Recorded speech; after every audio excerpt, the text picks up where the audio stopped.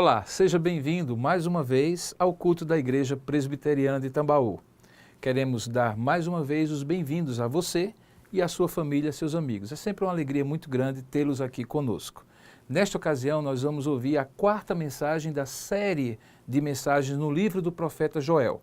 Lembra, a primeira delas falava sobre crise e oportunidade. Depois eu falei sobre arrependimento. O que significa isso? Mudança de vida. Disse também sobre as promessas que Deus faz e cumpre quando nós nos arrependemos dos nossos maus caminhos e nos voltamos para Ele. E nessa ocasião, há uma promessa maravilhosa de transformação espiritual, que vai para além da mera necessidade suprida por Deus. Certamente Deus tem uma palavra para você, preste bem atenção, Deus vai falar ao seu coração. Boa noite, irmãos, graça e paz do Senhor a todos. Ontem foi um dia interessante. Eu já falei aqui que cada dia mais eu preciso ter muita atenção à minha agenda. As coisas vão se multiplicando, muitas atividades, e se eu termino um dia sem me organizar direito para o outro, lembrando tudo que eu vou fazer, eu entro em problemas. Então ontem eu cheguei de São Paulo meio-dia e pouco, fui almoçar com minha mãe, descansei um pouquinho depois do almoço, e tinha um compromisso, que em tese seria um compromisso muito importante, era o aniversário de uma das crianças aqui da igreja, e a mãe tinha me dito assim: pastor, se o senhor viajar para São Paulo, não esqueça de quando voltar, o senhor ir no aniversário, que no ano passado o senhor não foi.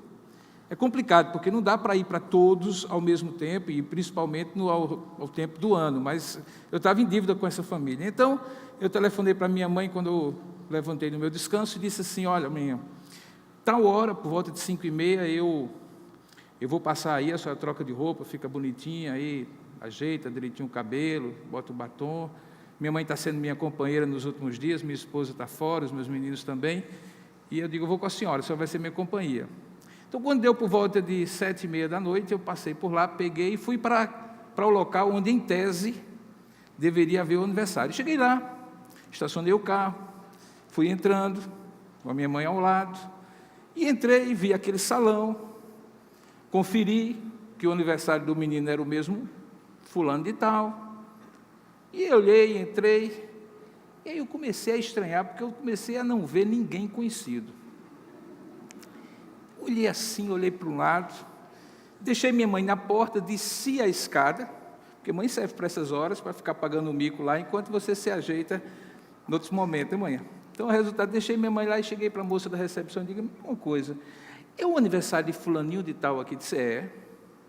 Tem certeza? Tem. Aniversário de fulaninho de tal, filho de fulano de tal e de fulano de tal? Não. O nome do pai do aniversariante é esse, e o nome da mãe do aniversariante é essa. Olhei para um lado, olhei para o outro, disse: e agora? Será que eu errei o lugar? Como a moça era de uma recepção, de um trabalho que faz em várias casas de recepção, ela disse assim: deixa eu ver se o senhor não está no lugar errado. Até aí tudo bem, né? Se eu estivesse no lugar errado, o máximo que eu ia perder era um pouquinho da festa, depois eu iria para lá e passaria no lugar certo. E ela foi conferindo lá no tablet dela todos os lugares onde tinha festa de aniversário ontem. E ela olhou e disse: olha, com esse nome, em lugar nenhum de João Pessoa está tendo uma festa. Aí eu comecei a suar frio, eu digo: e agora? Aí ela disse: como é o nome do pai do menino e da mãe do menino? Eu disse: é fulano de tal e cicrano de tal. Aí ela olhou e disse: foi quinta-feira, senhor. O senhor só está 48 horas atrasado. Parece engraçado, né? Mas eu telefonei para a mãe e para o pai, me desculpei. Eles são muito generosos, eles disseram assim: pastor, ainda tem um pouquinho do bolo, do salgadinho, do docinho, o senhor não quer vir aqui para casa, não? E aí fizemos uma festa novamente. Você perder o dia de uma coisa é muito chato, né? É horrível. Mas há um dia que não vai nos perder. Nós podemos perder todos os dias, bons e maus, podemos chegar atrasados, podemos adiantar o nosso cronograma, nossa agenda, mas há um dia que não vai ser o dia que nós vamos encontrar. É um dia que vai nos encontrar. É um dia que está marcado na agenda daquele que nunca se atrasa, daquele que nunca se adianta. O nome desse dia é conhecido na Bíblia como o Dia do Senhor. Desses domingos em que eu tenho tido a oportunidade de pregar nessas últimas semanas sobre o livro de Joel, eu tenho feito uma série de exposições sobre aquele profeta que, segundo os melhores comentaristas, é um profeta que traz uma advertência sobre o estado de coisas que havia naquela época em que ele viveu. Estado de coisas esse que ele poderia caracterizar como nos dias de hoje, chamando-o de crise.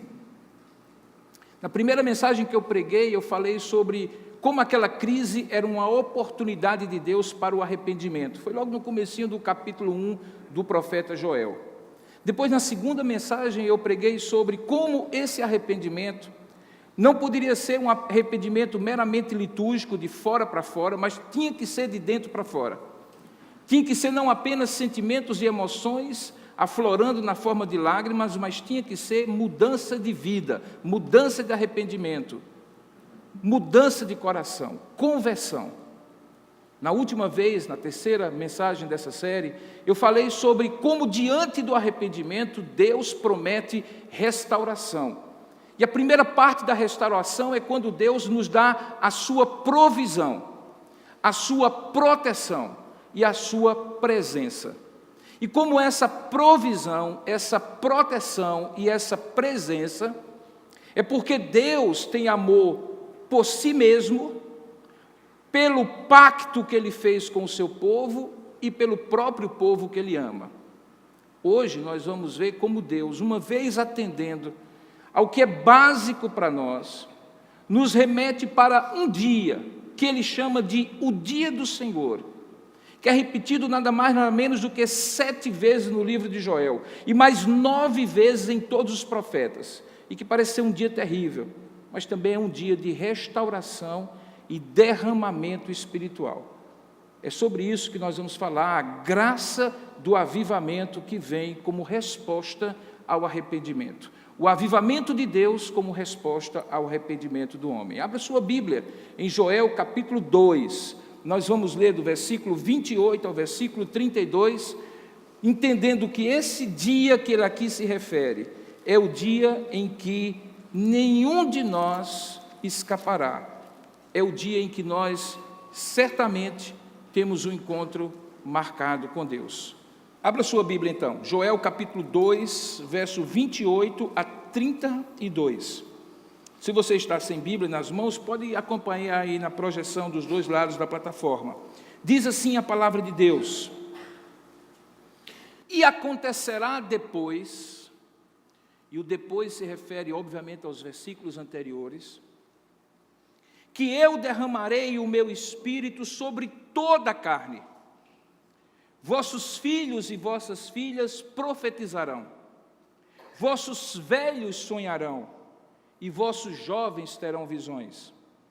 Até sobre os servos e sobre as servas derramarei o meu espírito naqueles dias. Mostrarei prodígios no céu e na terra, sangue, fogo e colunas de fumaça. O sol se converterá em trevas e a lua em sangue, antes que venha o grande e terrível dia do Senhor. E acontecerá que todo aquele que invocar o nome do Senhor será salvo. Porque no Monte Sião e em Jerusalém estarão os que forem salvos, como o Senhor prometeu, e entre os sobreviventes, aqueles que o Senhor chamar. Que Deus abençoe a sua palavra lida. Vamos orar juntos? Ó Deus amado e querido Pai, nós louvamos e bendizemos o Teu nome, porque estamos aqui para Te adorar e já estamos Te adorando com os louvores e orações e leitura da Tua palavra que fizemos. Louvamos o Teu nome porque não estamos aqui por merecedores que porventura seríamos, mas estamos aqui, ó Pai, por causa de Jesus, o nosso Senhor, a quem queremos glorificar nessa mensagem que será ministrada hoje à noite. Para que, ó Deus, ao final dela, cada pessoa que estiver aqui, cada uma que estiver assistindo pela televisão ou pela internet, possa ter certeza que ouviu a tua palavra, não a palavra de um homem, não um comentário sobre a tua palavra, mas a tua própria palavra, a partir daquilo que foi inspirado e registrado pelo teu Espírito, usando a vida de Joel. E que hoje, ó Pai, este mesmo Espírito ilumine o nosso coração, para que possamos ouvir a tua voz, e cada um de nós possa se preparar hoje para encontrar o dia do Senhor. É assim que nós te oramos e te agradecemos em nome de Jesus. Amém. Como nós falamos, o dia do Senhor é o principal tema de Joel. Ele é repetido várias vezes, sempre na perspectiva que é um dia de encontro, um dia marcado por Deus, naquilo que ele chamaria de o ápice dos últimos dias. Essa expressão últimos dias, que normalmente nós associamos ao fim do mundo, na verdade faz parte de uma linguagem que a gente chama de linguagem apocalíptica, que não está apenas presente no livro de Apocalipse, como nós sabemos no Novo Testamento, mas também em toda mensagem que projeta a visão do povo de Deus para o futuro. Os últimos dias se referem àquele período em que, depois de Jesus, o Messias, ter vindo pela primeira vez, o relógio de Deus, a ampulheta de Deus, o cronômetro de Deus foi ativado. E então, numa contagem progressiva, ele vai para aquele momento em que Jesus voltará, o reino será completamente estabelecido e todos os grandes e pequenos se apresentarão diante de Deus, o Senhor de toda a terra. Esse lugar e esse momento nós não sabemos como será em detalhes, mas a Bíblia frequentemente usa desse termo, o dia do Senhor e os últimos dias, para mostrar que a história, conforme a Bíblia relata, não é um ciclo interminável de começo, meio e fim. Não é uma visão como aquela relacionada às religiões orientais, panenteístas, que mostram que a história não tem propósito, a história não tem finalidade, que as coisas se repetem indefinidamente num eterno vir a ser. Não. Na história bíblica há um começo, há um meio e há um fim. E o dia do Senhor, e essa expressão, os últimos dias, apontam para a ideia de que todos nós, independentemente de somos crentes ou não, protestantes ou não, ateus ou não, se somos brasileiros ou não, estivemos nessa época, ou eventualmente alguns que moraram e viveram antes de nós aqui na terra, ou que haverão de viver, todos, sem dúvida alguma, se apresentarão diante desse Deus. Quando Joel faz uso dessa expressão aqui, ele já havia gastado, investido todo o capítulo 2 e o capítulo 1, até o versículo 27 do capítulo 2, para mostrar a necessidade do povo se preparar com arrependimento e mudança de atitude para este grande dia.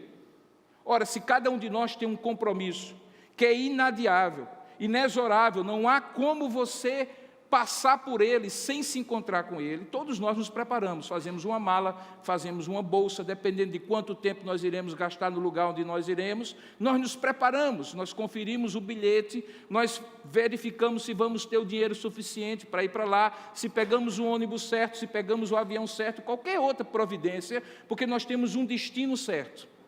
Em relação ao dia do Senhor, paradoxalmente, nós somos daqueles, ou muitos são daqueles, que sabendo que ele haverá de acontecer, em um determinado dia, em uma determinada época, que nós não sabemos, quando a palavra de Deus, por exemplo, diz que o dia do Senhor está próximo, não quer dizer cronologicamente próximo, mas é que ele está repentinamente prestes a acontecer, que ele pode acontecer a qualquer momento, que ele está ali na esquina, pode acontecer agora, antes que eu termine a mensagem. Apesar disso, parece que aquele povo e o povo de hoje vive como nos dias de Noé, inclusive é isso que a palavra de Deus diz. Comem, bebem, fazem a festa, aproveitam a vida, gastam a festa, fazem tudo aquilo que podem fazer, o coração delas está enterrado nessa terra, os projetos delas e os sonhos delas têm no máximo um tempo assim de alguns anos pela frente, mas é aqui a esperança que eles têm enterrada. No entanto, o dia do Senhor está repentinamente às portas. Joel havia dito, olha, toda essa crise que vocês estão passando, deveria levar vocês a uma atitude de arrependimento e de conversão, entendendo que essa crise é uma oportunidade para vocês se arrependerem agora, enquanto há tempo, para não terem que lamentar no dia do Senhor, quando não haverá mais condição de mudança. Façam isso agora, arrependam-se, rasguem as vestes, que era a maneira como os judeus e os semitas daquela época faziam. Se arrependam enquanto há tempo. Parece ouvir aquela profecia de Isaías: buscai o Senhor enquanto se pode achar, invocai enquanto está perto. No entanto, esse povo continuava, apesar das repetidas ações de Deus na história, porque nada que acontecia com o povo da aliança podia ser creditado à mera sorte ou acaso, porque Deus havia feito uma aliança com eles, logo Deus controlava o tempo e a história, as circunstâncias da sua vida, assim como controla as nossas. Então nada disso era assim trivial, e apesar disso ele dizia: olha, aproveitem essa crise para que vocês se arrependam. O povo, no entanto, continuava caminhando com seus passos largos para a destruição, mesmo que a crise que estava diante deles levasse ou deveria levá-los naturalmente ao arrependimento. Depois de ter alertado isso, Joel então diz: agora, porque o Senhor, verso 18 desse mesmo capítulo, é um Deus zeloso consigo mesmo, com a sua terra, e Ele compadeceu-se do seu povo, Ele vai fazer uma restauração, que vai começar com o básico, verso 19, eu vou enviar de volta, depois da seca e dos gafanhotos que destruíram tudo, eu vou enviar de volta o cereal, o vinho, o óleo, e vocês serão fartos, e eu não mais entregarei vocês diante das nações como uma espécie de vergonha e opróbrio para vocês. Deus então passa todo o versículo 18 ao capítulo 2, verso 18 ao versículo 27, dizendo como Ele iria prover necessariamente agora as carências do povo, como Ele estaria protegendo o povo da destruição dos inimigos e como Ele estaria no meio do povo. Mas, queridos, do mesmo jeito como pode acontecer conosco depois dessa crise que o país enfrenta, em que as coisas começam daqui um pouquinho se ajustar, o emprego começa a existir de novo, a renda começa a melhorar, as pessoas começam a ter uma melhor condição de vida, logo, elas esquecem a essência da crise, que não é econômica, não é política, não é social, é de afastamento de Deus. Assim também poderia acontecer com esse povo. E qual é o antídoto de Deus para que não aconteça? É levar o povo a entender que a restauração de Deus é mais profunda, que não é apenas uma restauração das necessidades imediatas, da provisão de necessidades deles, de proteção contra inimigos palpáveis e visíveis que estavam nas fronteiras de Israel, mas que era algo que eles deveriam profundamente encontrar no coração deles, mediante a promessa de restauração que Deus lhes faria. Por isso que esse texto de Joel, que alguns comentaristas dizem ser um grande manual de como se arrepender e restaurar a sua vida diante de Deus, serve para nós hoje. Porque nós também estamos, irmãos, correndo um risco maior do que o risco de não nos prepararmos para o dia do Senhor. É o risco de vermos Deus provendo necessidades, protegendo-nos e com a sua presença no nosso meio, e mesmo assim, acharmos que isso é suficiente. É quando a vida melhora, que o grande risco se abre diante do horizonte de cada um de nós. Porque, obviamente, que quando a vida está difícil, nós nos quebrantamos e buscamos a Deus. Clamamos a Deus, porque olhamos para um lado e para o outro e não há solução, então temos que nos valer de Deus.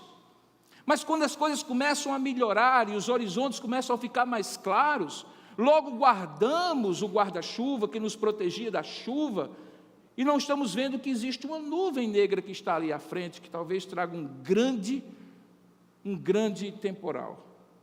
Para que isso não aconteça, é preciso olhar o que é que Deus promete, o que é que Deus prometia que haveria de fazer para com o seu povo, a fim de que eles não ficassem apenas na restauração imediata de suas necessidades. Para que você não fique pensando que Deus é apenas um despachante de aluguel, que resolve os seus problemas imediatos, mas não tem preocupação sobre o seu futuro eterno. A primeira promessa que Deus faz é que ele haveria de produzir isso sem nenhum tipo de discriminação na obra que ele haveria de fazer. Estaria disponível para quem quisesse. E ele faz isso não dizendo que ele se coloca como um serviçal à disposição de qualquer um que preencha o requerimento. Não. A primeira coisa é que quando ele diz o que ele vai fazer, ele diz primeiro o que ele vai fazer. E diante daquilo que ele vai fazer, aí ele diz, agora, quem quiser isso que eu vou fazer, que me invoque e me busque. O que ele promete fazer então? Veja no verso 29. Diz, e acontecerá que depois de quê? Depois daquilo que Deus haverá de fazer para restaurar a provisão, a proteção e a presença dele no meio do seu povo, que foram as promessas dos versículos anteriores. Aí ele diz, olha, e acontecerá que depois disso, e esse depois não é um tempo, não é depois de amanhã, não é daqui a uma semana, ele não diz quando, ele diz depois como uma sucessão, antes disso, e agora depois disso, eu derramarei o meu espírito, verso 28, derramarei o meu espírito sobre toda a carne. E ele detalha, vossos filhos e vossas filhas profetizarão, vossos velhos sonharão, vossos jovens terão visões, até sobre os servos e sobre as servas, os escravos e as escravas, eu derramarei o meu espírito naqueles dias. Tudo o que Deus está falando aqui tem a ver com algo que marca o início daquilo que nós chamamos de últimos dias. O que está registrado aqui como naqueles dias é o equivalente ao que em outras passagens da Bíblia, especialmente no Novo Testamento, é chamado de últimos dias. E quando é que o relógio foi marcado para começar a girar para aquele grande dia? Obviamente que os judeus entendiam que naqueles últimos dias se referia à vinda do Messias. Como eles não acreditam que Jesus é o Messias, então eles ainda não acreditam que os últimos dias começaram.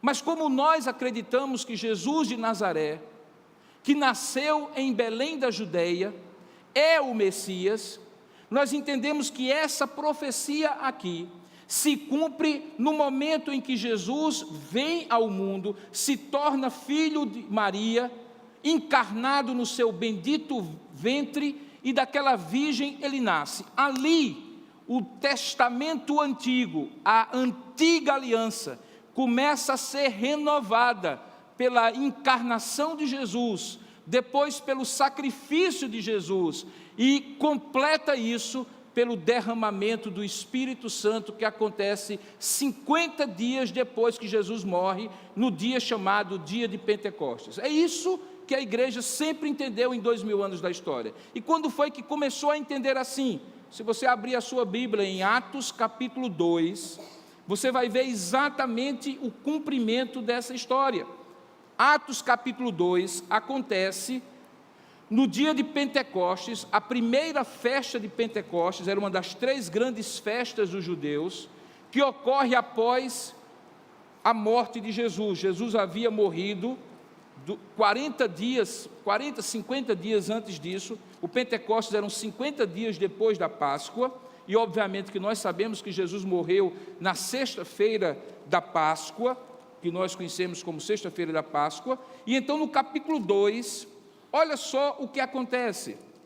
Naquele dia, ao cumprir-se o dia de Pentecostes, estavam todos, esses todos eram todos os discípulos de Jesus, cerca de 120 pessoas. Eles tinham estado no cenáculo, que era um lugar onde eles se reuniam, mesmo quando Jesus estava ainda antes da morte, e ali diz o texto que, de repente, veio do céu um vento impetuoso, como um som de um vento impetuoso, e encheu toda a casa onde eles estavam assentados. E, miraculosamente, apareceram distribuídas entre eles, como se saíssem da cabeça dele, ou se estivessem envolvendo-os, como línguas de fogo. E pousou sobre cada um deles aquele fenômeno que era sobrenatural. E todos ali, como se fosse uma espécie de batismo ali, eles ficaram cheios do Espírito Santo, E como demonstração que era algo sobrenatural, um fenômeno ocorreu. Diz o texto que eles passaram a falar em outras línguas, segundo o Espírito lhe concedia que falassem. Imagine 120 pessoas, um som impetuoso naquele cenáculo, línguas de fogo pousando sobre eles, para que eles visualizassem que eles eram, ali estava acontecendo algo sobrenatural do céu para a terra, e eles começam a falar em outras línguas, sendo que eles eram judeus, falavam hebraico, no máximo aramaico. Mas veja no verso 5, que ali em Jerusalém havia judeus, homens piedosos, que tinham vindo para a festa de todas as nações debaixo do céu. E quando, pois, se fez ouvir aquela voz, afluiu uma grande multidão, como se aqui estivesse acontecendo, e lá na porta, o povo daquele edifício, daquele bairro, daquele outro lugar, começa a ouvir alguma coisa estranha e viessem todos para o meio da rua, para entender o que estava acontecendo. E quando, pois, se fez ouvir aquela voz, a multidão afluiu e todos ficaram perplexos. Por quê? Porque cada um os ouvia falar na sua própria língua. E quem eram aqueles que ouviam os judeus falando na sua própria língua de maneira sobrenatural? Eles estavam atônitos e admiravam. Eles diziam assim: vede, não são porventuras galileus todos esses que aí estão falando? E como é que nós os ouvimos falar, cada um em nossa própria língua materna? E quem eram eles? Eles eram partos, medos, elamitas, naturais da Mesopotâmia, Judeia, Capadócia, Ponto, Ásia, Frígia, Panfilha, do Egito, das regiões da Líbia, nas imediações de Cirene, e romanos. Também havia judeus, prosélitos, gente de Creta e até arábios. E como é que eles ouviam falar em suas próprias línguas? Alguns chegaram até zombar e dizer assim, veja aí no verso 12, eles estão cheios de cachaça. Estão bêbados, por isso que estão falando desse jeito, o vinho já lhes tomou. E aí, verso 14, Pedro, o apóstolo, se levanta, com os 11 apóstolos que estavam naquele grupo de 120 pessoas, e erguendo a voz, advertiu-os nesses termos. E aí acontece o primeiro sermão da igreja cristã. O primeiro sermão é pregado aqui. É pregado por Pedro, e veja o que é que ele diz: varões, judeus e todos os habitantes de Jerusalém, tomai conhecimento disto e atentai agora nas minhas palavras. Esses homens não estão embriagados como vindes pensando, porque esta é a 3ª hora do dia, 9 horas da manhã. Os judeus começavam a contar o dia a partir das 6 horas da manhã. Mas o que ocorre, e aí ele dá a interpretação do que está acontecendo, e para onde é que ele aponta? Ele aponta para o profeta Joel, o texto que nós lemos, porque ele diz assim, olha: e acontecerá nos últimos dias, diz o Senhor, que derramarei do meu espírito sobre toda a carne, e vossos filhos e vossas filhas profetizarão, vossos jovens terão visões. E aí ele repete a própria profecia de Joel.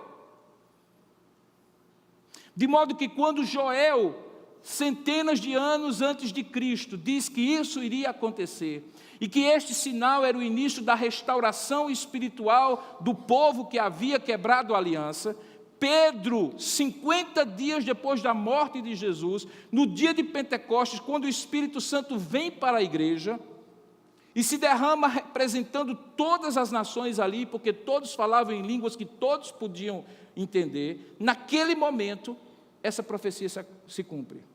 E o que é que ela significa? O que é que ela tem a ver comigo e com você hoje? Queridos,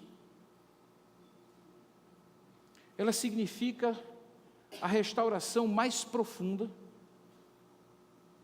mais permanente, mais transformadora, que um homem ou uma mulher podem experimentar. Que não tem a ver com um alinhamento a um projeto ideológico de um partido político, que não tem a ver com a absorção de um conceito econômico, conceito social ou religioso, que não tem a ver com um processo de coaching que faça a pessoa melhorar em alguma área da sua vida, que não tem a ver com algum tipo de programação neurolinguística ou qualquer processo humano, Porque da mesma maneira como Deus havia advertido pelo profeta Joel que o verdadeiro arrependimento tinha que vir de dentro para fora, era mudança de caráter, mudança de valores, mudança de atitudes, que não podia ser só comportamento, lágrimas e choro, a restauração de Deus também não é meramente comportamental. Ela começa quando o Espírito Santo é derramado na vida de alguém, como preparação para aquele grande dia do Senhor, que começa em Atos capítulo 2, quando este Espírito é derramado, mas se encerrará única e exclusivamente quando o Senhor da igreja, o amado da nossa alma, Jesus Cristo, o noivo da igreja, o cabeça da igreja, voltar para nos resgatar. Nós estamos vivendo os últimos dias que nos preparam para esse encontro, para esta recepção. E esta recepção será diferente, não se formos religiosos ou não religiosos, se formos bons ou maus, mas se tivermos ou não habitando em nós o Espírito Santo. É o Espírito Santo que transforma o homem e produz a grande transformação de dentro para fora, porque ele trabalha valores, porque ele trabalha crenças, atitudes, porque ele trabalha princípios, porque ele trabalha traumas da nossa vida, fissuras do nosso caráter, porque ele vai no profundo da nossa alma, nas motivações mais profundas do nosso ser, que determinam nossos comportamentos, nossas palavras, nossas escolhas, nossas decisões, tudo que somos, tudo que temos, nossos investimentos, nossos relacionamentos, tudo, enfim, da nossa vida, é pautado por um coração vazio do Espírito Santo ou por um coração cheio do Espírito Santo. Restauração espiritual é essencialmente uma obra espiritual que homem não faz, que igreja não faz, que pregador não faz, que qualquer outra articulação humana não faz, mas o Espírito de Deus faz. Joel estava dizendo assim: olha, vocês chegaram num grau tão profundo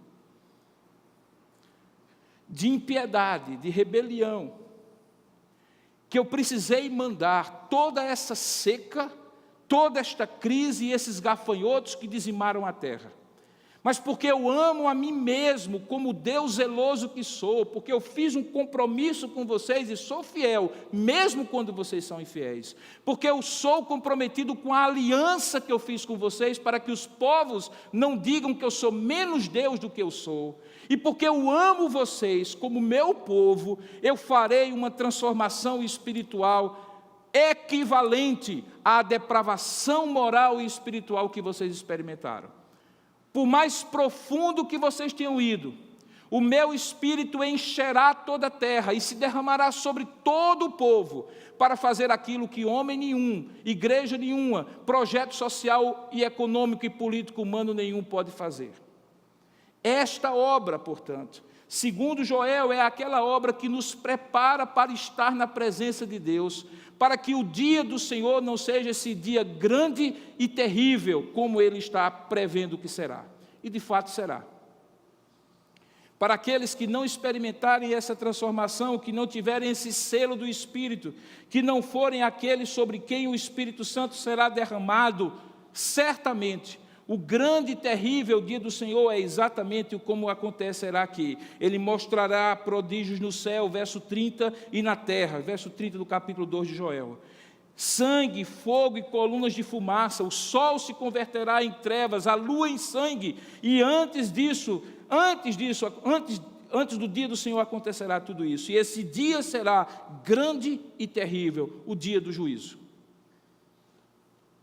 Aquilo que o reverendo José Roberto acabou de mencionar, quando fez referência ao mal que campeia, a depravação total que vai tomando conta dos relacionamentos, é a manifestação interna e nos relacionamentos humanos daquilo que o cosmos todo, que a criação toda enfrenta na grande agonia de ter sido rebelde, levado à rebeldia, porque Adão, o cabeça da raça, o nosso cabeça e o cabeça de toda a criação, se rebelou contra Deus. A crise é mais profunda do que nós podemos imaginar e os sociólogos e futurólogos podem prever, porque não está longe no horizonte, está profundo no coração do homem. Tem a ver com natureza humana que precisa ser transformada. E o mesmo Espírito que um dia estava sobre a face das águas, lembra Gênesis capítulo 1?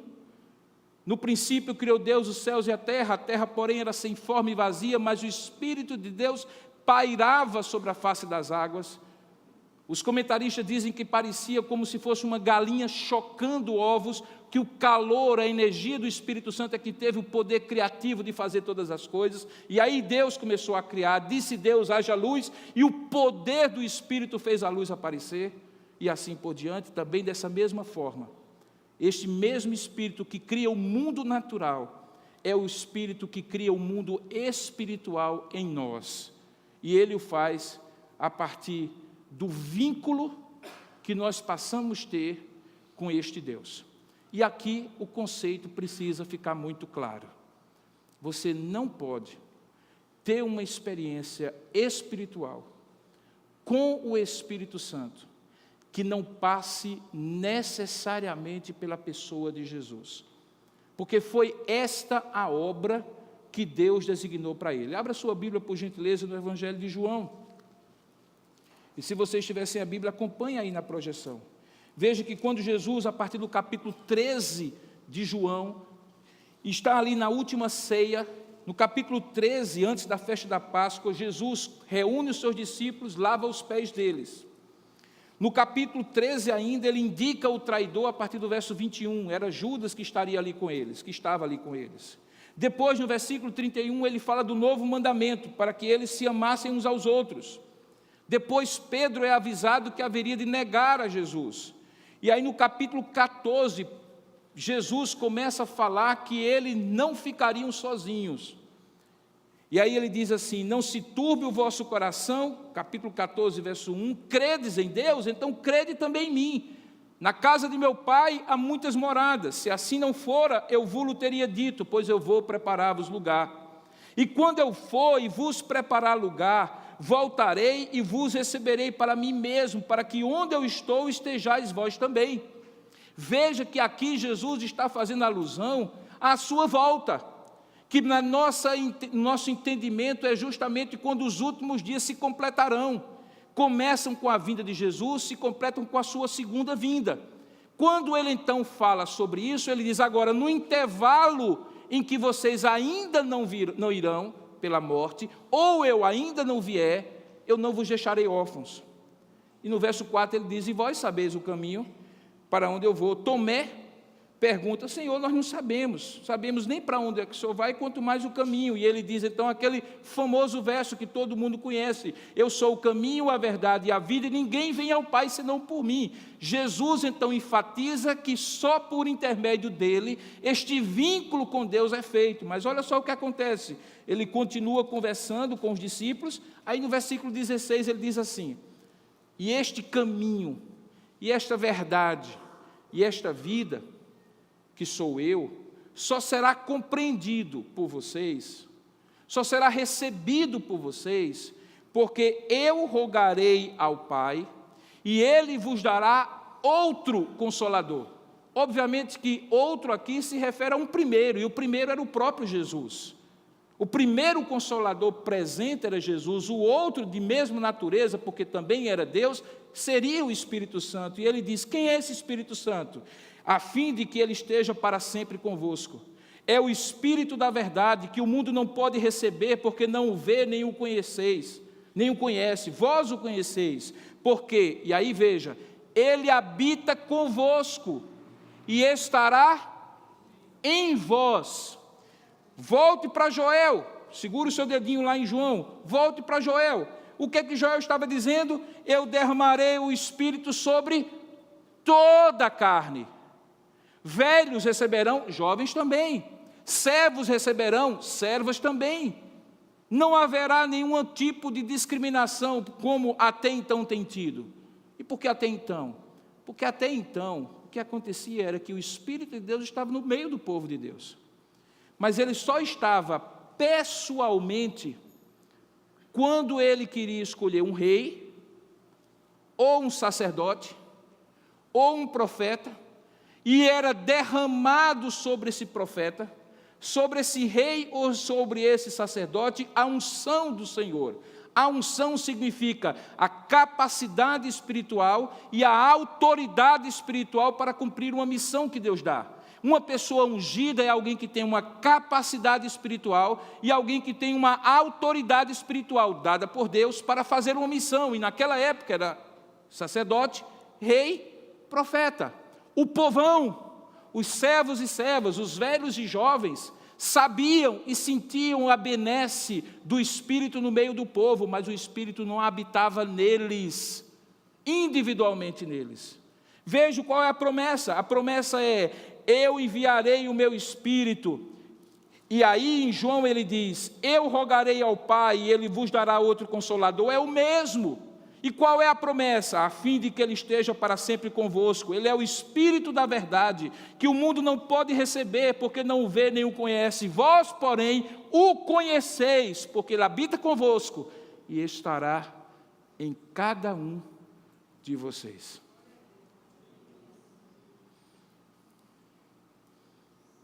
É disso que Joel está falando. Centenas de anos antes de Jesus, ele diz assim: a situação desse povo não vai ser resolvida com mais cereal, com mais trigo, mais vinho, porque esse povo vai comer e quando estiver melhor de vida vai esquecer de mim. Agora eu farei algo diferente. Nos últimos dias, eu não deixarei de dar o cereal, o vinho, o trigo, e não deixarei de protegê-los. Mas nos últimos dias, eu farei algo muito mais profundo. Eu enviarei o meu Espírito. Na verdade, o termo que ele usa é eu derramarei. Eu não salpicarei, não. Eu derramarei o meu Espírito sobre toda a carne. Ele não estava falando de universalismo, porque lá na frente ele disse: é só para aquele que invocar o nome do Senhor. Mas ele está dizendo que aquele que invocar no nome do Senhor, pouco importa se é rico ou se é pobre, se é sacerdote, profeta, rei ou gente comum, se é velho ou se é novo, basta que invoque o nome do Senhor. Quando João explica isso, ele diz: sabe, vocês sabem o caminho sou eu, e o Espírito que eu enviarei para que vocês não fiquem órfãos, ele estará no meio de vós e estará em vós. E aí ele continua dizendo qual é a obra desse Espírito. Veja no verso 25. Uma das coisas maravilhosas da Bíblia, irmãos, é quando a gente vê as coisas se encaixando numa harmonia perfeita e majestosa. Verso 25 do capítulo 14, diz assim, de João: isso vos tenho dito, estando ainda convosco, mas o Consolador, o Espírito Santo, a quem o Pai enviará em meu nome. A teologia diz que o Espírito Santo é enviado pelo Pai e pelo Filho.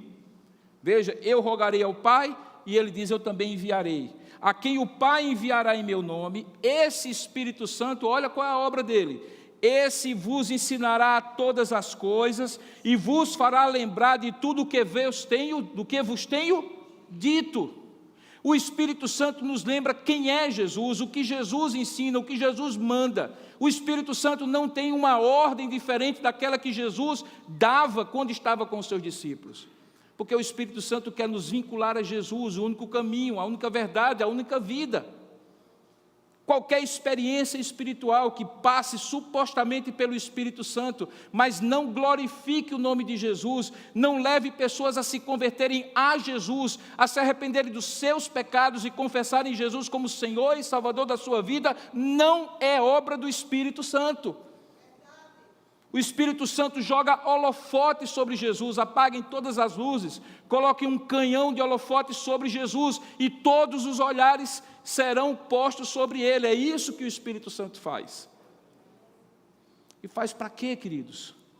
Para que aquilo que projeto social, político, econômico, partido político A, B ou C, religião C, D ou E não podem fazer, que é transformar o homem de dentro para fora.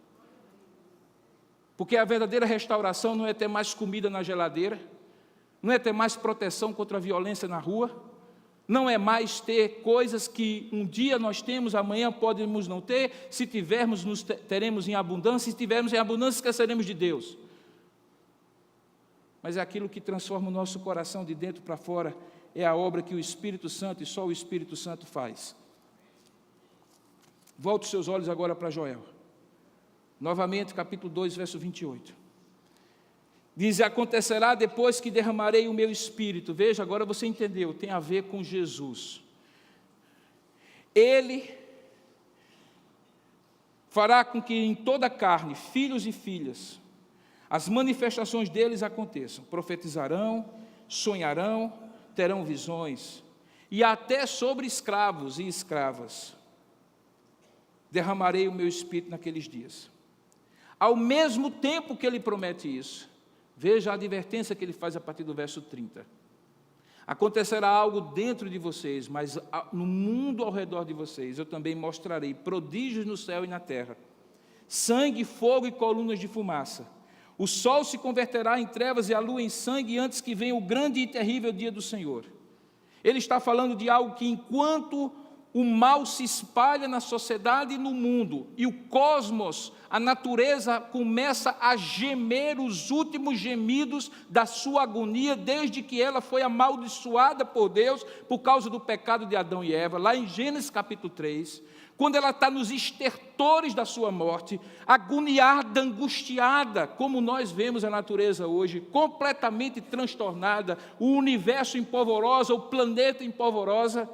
Enquanto ele está fazendo isso, diz, dentro do povo da aliança, daqueles a quem ele chama e derrama o seu espírito, uma obra de restauração está acontecendo, de renovação, de derramamento do seu espírito, de avivamento espiritual, que conduzido pelo Espírito Santo aponta para Jesus. E por quê aponta para Jesus? Porque no verso 32 diz, e então acontecerá, enquanto essas duas coisas paralelamente estiverem acontecendo, que todo aquele que invocar, clamar, suplicar, gritar por Deus, esse será salvo. Porque no Monte Sião e em Jerusalém estarão aqueles que forem salvos, como o Senhor prometeu, e entre os sobreviventes, aqueles que o Senhor chamar. A realidade aqui é de um remanescente fiel, de poucos no meio de grandes multidões, que Deus chama e eles invocam. O chamado irresistível de Deus os leva a clamar, e porque eles clamam, aquilo que está prometido acontecerá com eles, assim como aconteceu com você no dia em que você clamou e Deus transformou a sua vida. E o que foi que aconteceu naquele dia? Aconteceu novamente, João, capítulo 14 e 15, aquilo que Jesus disse que acontecerá. Lembra que ele falou que ele estaria convosco e ele encaminharia a toda a verdade, faria lembrar de todas as coisas? Vá agora no capítulo 16. No capítulo 16, que na minha Bíblia tem como título A Missão do Consolador, talvez tenha também na sua Bíblia, diz assim, verso 7, mas eu vos digo a verdade, convém que eu vá, porque se eu não for, o Consolador não virá para vós outros. Ele estava falando da segunda vinda de Jesus, da primeira ida quando ele foi assunto aos céus e da sua volta quando ele voltará. Diz, se porém eu for, eu vou-lo enviarei. Quando ele vier, se referindo ao Espírito Santo, qual é a obra dele? Ele convencerá o mundo do pecado, da justiça e do juízo. Verso 9, do pecado porque não crê em mim.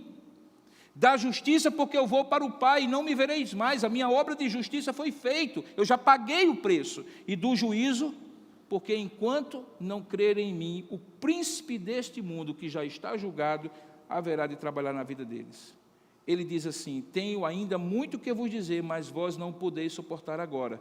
Quando vier, porém, o Espírito da verdade, verso 13, ele vos guiará a toda a verdade, e olha que coisa maravilhosa, porque não falará por si mesmo, mas dirá tudo o que tiver ouvido, e vos anunciará as coisas que hão de vir. O trabalho do Espírito Santo aponta para Jesus.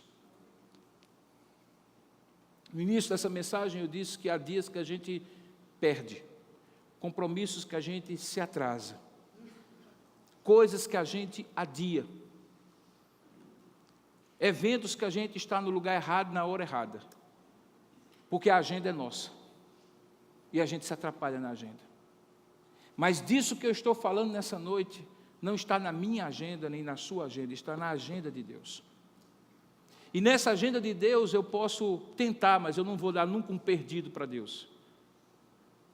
Eu nunca vou dar um drible em Deus. Um dia, homens e mulheres, todos que estão aqui, todos que estão assistindo, estarão diante do Senhor, E haverá ali, queridos, somente 2 caminhos que podem ser antecipados hoje. E é exatamente essa a mensagem de Joel. Por que esperar para o terrível e grande dia do Senhor, se tudo isso que está acontecendo deveria levar vocês ao arrependimento, para que vocês, antes do pior acontecer, se voltem para Ele? Aqueles 2 caminhos que ele acabou de descrever.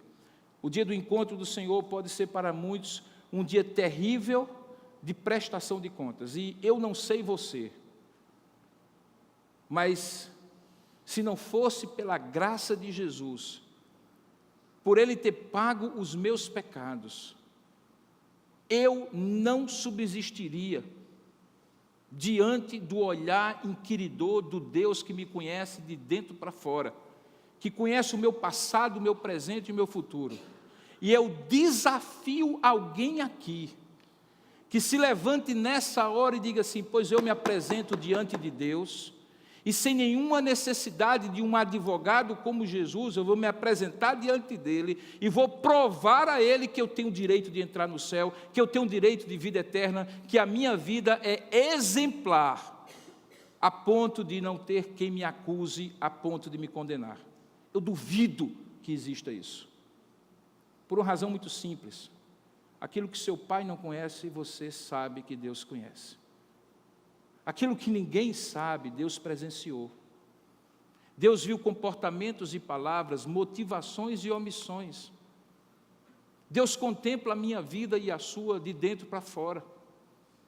Deus olha para nós, sondando o que há de mais profundo, que é o nosso próprio espírito humano, que nós podemos disfarçar e mascarar diante dos outros, com comportamentos socialmente aceitáveis, religiosamente aceitáveis, mas que Deus conhece na nossa vida. É loucura, tolice, ignorância, bobagem, suicídio espiritual imaginar-se como homem ou como mulher que pode se apresentar diante de Deus a qualquer momento, porque o dia do Senhor é repentino, está a portas. É loucura imaginar que eu poderia hoje me apresentar diante de Deus, e você também, para sermos julgados por Deus. Agora, por outro lado, querido, veja que promessa maravilhosa. Eu não darei apenas a provisão de vocês, o vinho e o azeite e o cereal de volta. Eu não apenas sustentarei a vida de vocês no que é material e essencial. Eu não apenas protegerei o caminho de vocês nas idas e vindas.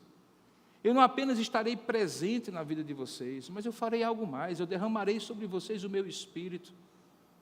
E esse Espírito transformará a vida de vocês, porque ele aponta para Jesus, o advogado justo diante do Pai, que vai estar naquele dia ao seu lado, como todo bom advogado está junto do seu cliente, para defendê-lo. É esta a obra que Jesus hoje faz à direita do Pai, intercedendo por nós.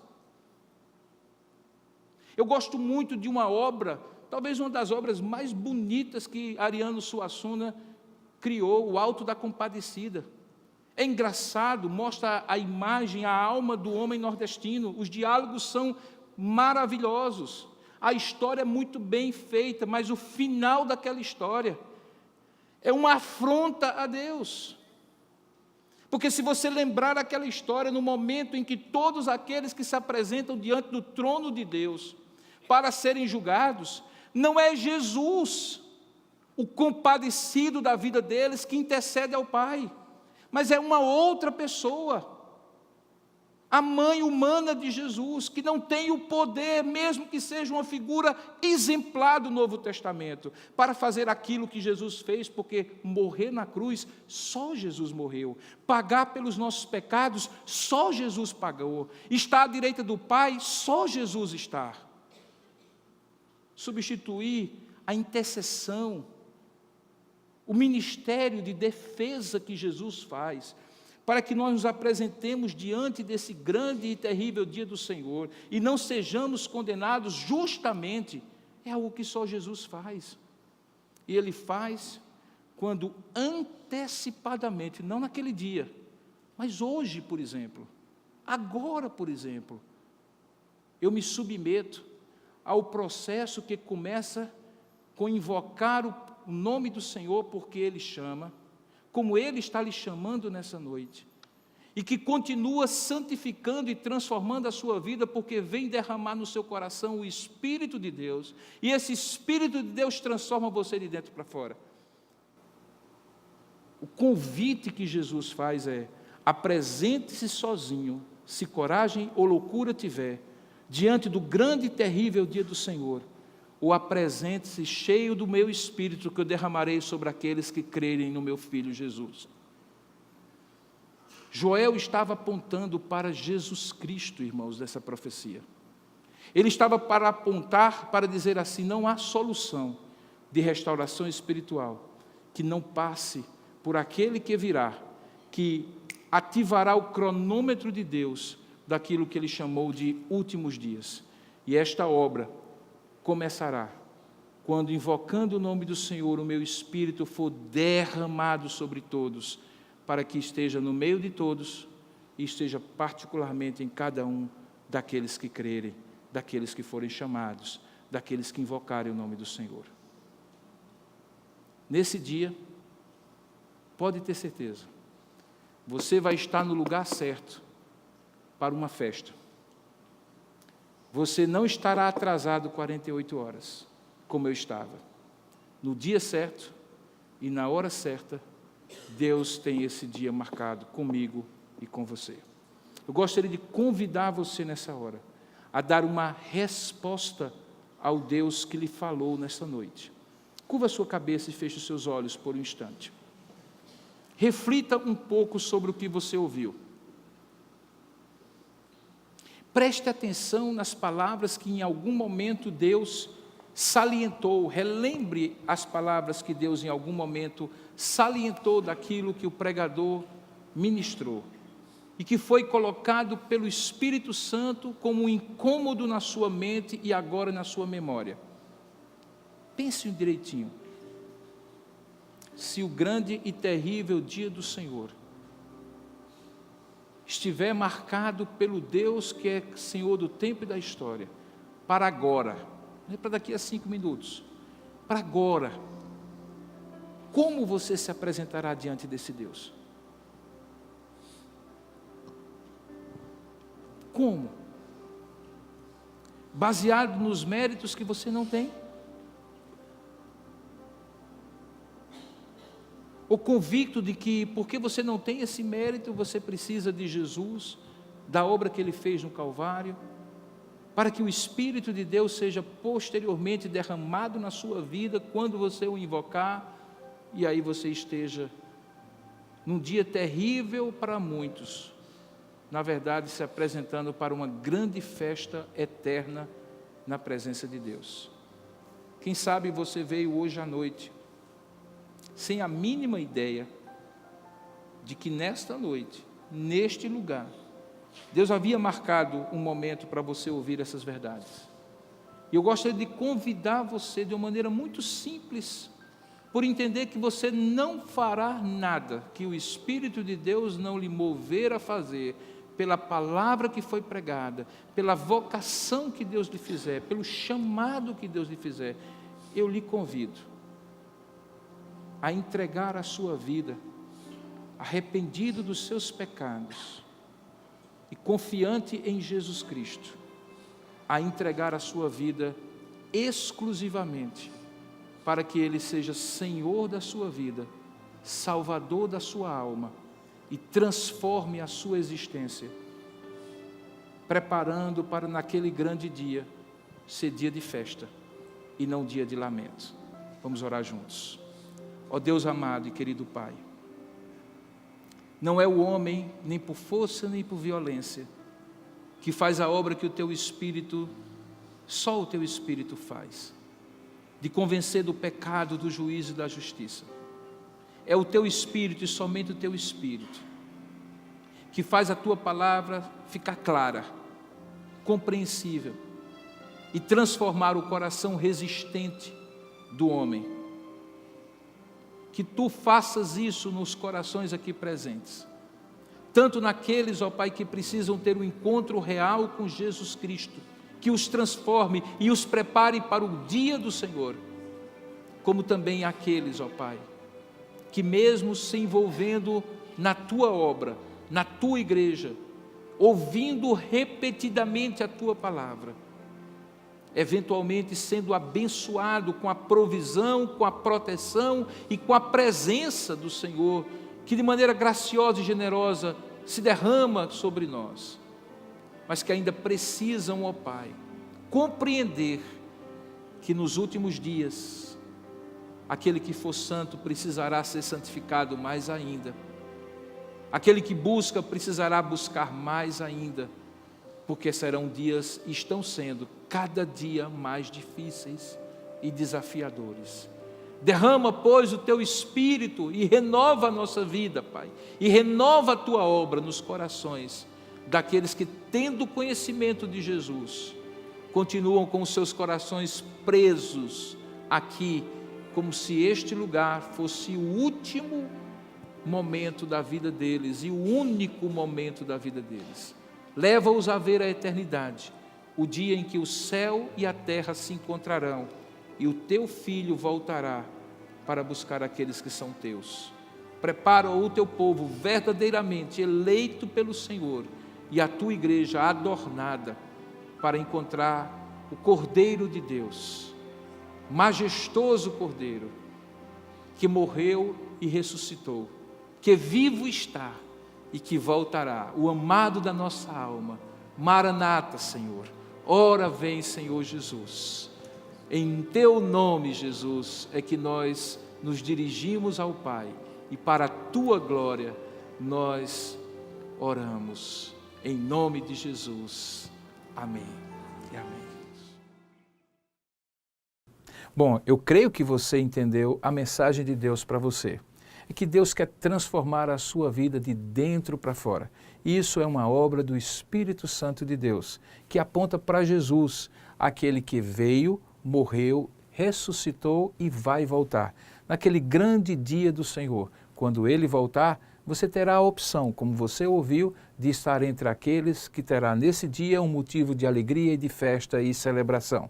Eu espero que você tenha feito esta opção nesta ocasião, ao ouvir essa mensagem de Deus para você. Se você, durante a mensagem, sentiu vontade de bater um papo, vir aqui conversar conosco, veja aí o endereço da igreja, venha cá tomar um café conosco, nós vamos conversar um pouco mais sobre as coisas de Deus. Se você quiser mandar um e-mail ou entrar em contato conosco por uma dessas mídias e redes sociais, você também tem aí na tela o seu endereço.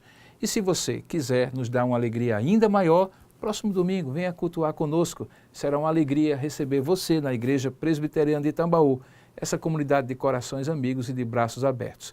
Deus o abençoe com uma grande semana cheia da presença dEle. Até a próxima ocasião.